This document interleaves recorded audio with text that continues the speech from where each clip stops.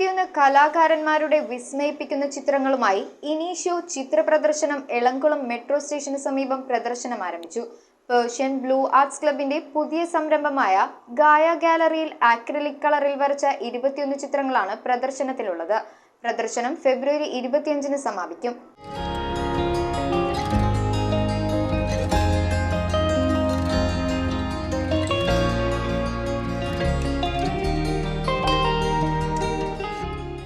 Persian blue arts ക്ലബിന്റെ പുതിയ സംരംഭമായ ഗായ ഗാലറി എളംകുളം മെട്രോ സ്റ്റേഷന് സമീപമാണ് പ്രദർശനം ആരംഭിച്ചിരിക്കുന്നത്.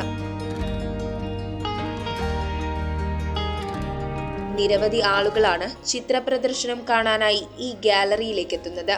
ഗായ ചിത്രകലാ ക്യാമ്പിൽ ആക്രിലിക് കളറിൽ വരച്ച 21 ചിത്രങ്ങളാണ് പ്രദർശനത്തിനുള്ളത്.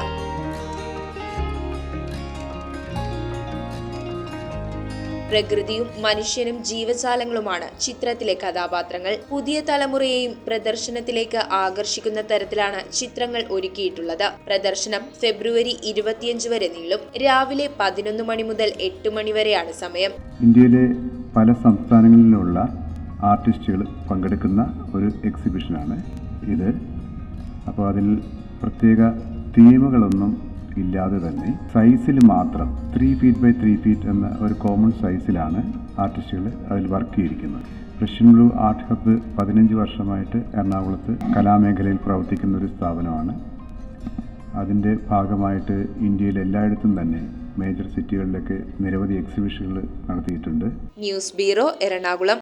സ്വർണം മണപ്പുറം ലോക്കറിൽ വെക്കൂ. ഓൺലൈൻ ഗോൾഡ് ലോൺ ആപ്പും ഡൗൺലോഡ് ചെയ്യൂ. സ്വർണം മണപ്പുറം ലോക്കറിൽ വെക്കൂ. നിങ്ങളും അങ്ങനെ സ്മാർട്ട് ആകൂ. എവിടെയും എപ്പോഴും സ്മാർട്ട് ആകൂ. Manappuram online gold loan smart ആണ്.